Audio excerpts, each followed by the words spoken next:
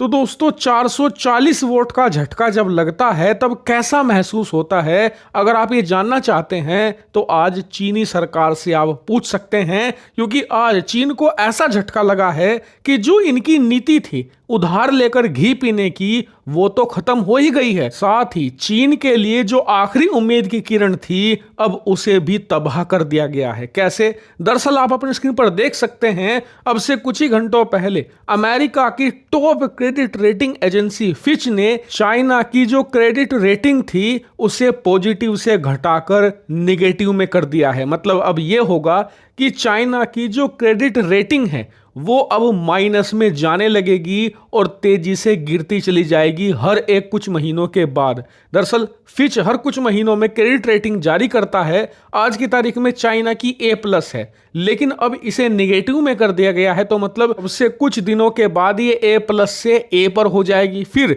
2 से 3 महीनों के बाद A से घटकर ये A- में चली जाएगी। A- से घटकर ये फिर B पर चली जाएगी, यानी कि ऐसे अब घटती चली जाएगी चाइना की क्रेडिट रेटिंग। लेकिन आपका सवाल होगा कि यह क्रेडिट रेटिंग होती क्या है, इससे क्या फर्क पड़ता है किसी भी देश पर, कैसे फायदा और नुकसान होता है इसके घटने और बढ़ने से। तो देखिए, ये आपको देखने और सुनने में खतरनाक लग रहा होगा, लेकिन ये बहुत ही आसान है समझना। दरअसल आप इसे ऐसे समझ लीजिए कि जैसे आज की तारीख में आप किसी बैंक से लोन लेने जाते हो या आपको क्रेडिट कार्ड चाहिए, तो उसके लिए बैंक सबसे पहले क्या चेक करता है? वो आपका क्रेडिट स्कोर चेक करता है, और क्रेडिट स्कोर आपका जितना ज़्यादा बेहतर होगा आपको लोन उतना ज़्यादा जल्दी मिल जाएगा, उतने कम डॉक्यूमेंट देने पड़ेंगे, और सबसे खास बात उतना ही कम बैंक आप पर ब्याज लगाएगा। जितना ये बुरा होगा ब्याज उतना ही ज़्यादा आपको देना पड़ेगा। और ये कैसे निर्धारित होता है? दरअसल ये चेक किया जाता है कि आपने पहले कोई लोन तो नहीं लिया, और अगर लिया है तो उसे समय पर चुकाया है या फिर नहीं, या फिर आपने कोई क्रेडिट कार्ड लिया होगा उसका बिल समय पर दिया है या नहीं। अगर आपने समय पर दिया है, सारी पेमेंट बिल्कुल ऑन टाइम है, तो आपका क्रेडिट स्कोर या तो गुड होगा या एक्सीलेंट होगा। लेकिन अगर आपने पेमेंट मिस किया है, अपने लोन की किस्तें नहीं चुकाई हैं, तो आपका क्रेडिट स्कोर गिर जाएगा। उसके बाद बैंक आपको क्रेडिट कार्ड या फिर लोन किसी भी कीमत पर नहीं देगा। अब जैसे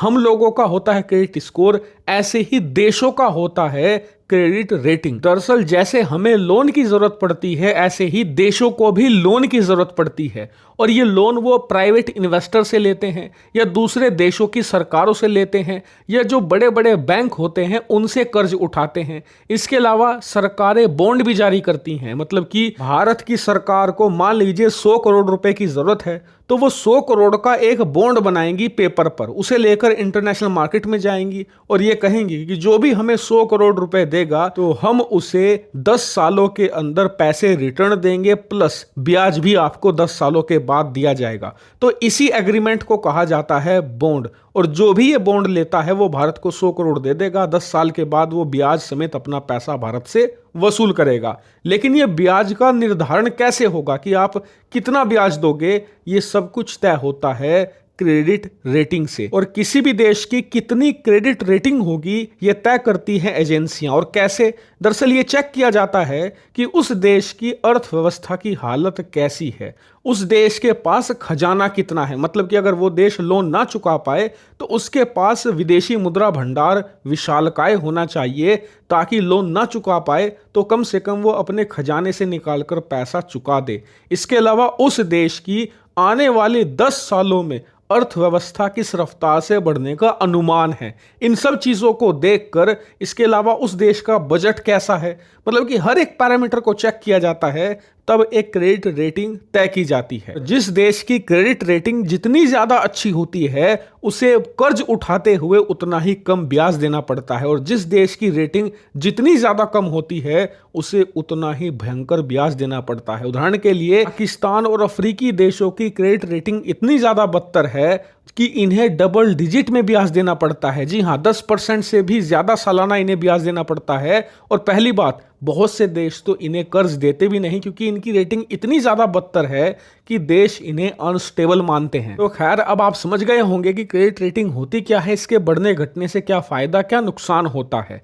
लेकिन सवाल उठता है कि चाइना की जो क्रेडिट रेटिंग है वो माइनस में क्यों की गई है। तो इसके पीछे फिच ने कारण दिया है कि चाइना का जो फिस्कल डेफिसिट है वो 7% के भी पार चला गया है। इसका मतलब ये हुआ कि चाइना की सरकार की कमाई तो है $100 बिलियन, लेकिन ये लोग बजट में खर्च कर रहे हैं $107 बिलियन, यानी कि 7 बिलियन का इन्हें फिस्कल डेफिसिट है। हालांकि मैं एक्चुअल में आंकड़ा बहुत बड़ा है, मैं सिर्फ आपको उदाहरण दे रहा हूं। लेकिन फिच ने आगे कहा है कि चाइना का फिस्कल डेफिसिट और बढ़ेगा, क्योंकि चाइना की सरकार अपनी डूबती हुई अर्थव्यवस्था को बचाने के लिए इस समय इंटरनेशनल मार्केट से ज्यादा कर्ज उठा रही है और उसे अपनी इकोनॉमी में पंप अप कर रही है, ताकि आर्टिफिशियल तरीके से अपनी जीडीपी ग्रोथ को बढ़ाया जा सके। लेकिन इससे परिणाम यह होगा कि चाइना का फिजिकल डेफिसिट बढ़ेगा और साथ ही चाइना का कर्ज भी माउंट एवरेस्ट बन जाएगा, जिससे कि इनकी अर्थव्यवस्था के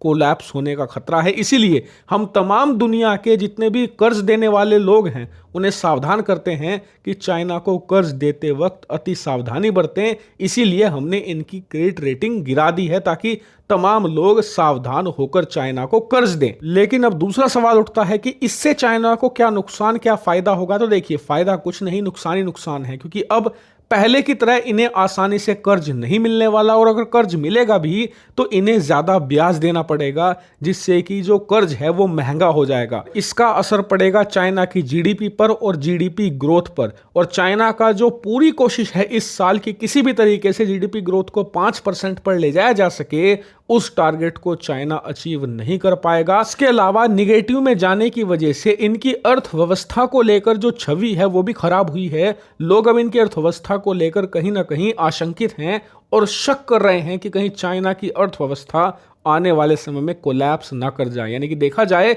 तो फिच ने जो रेटिंग जारी करी है ये चाइना के लिए बहुत बुरी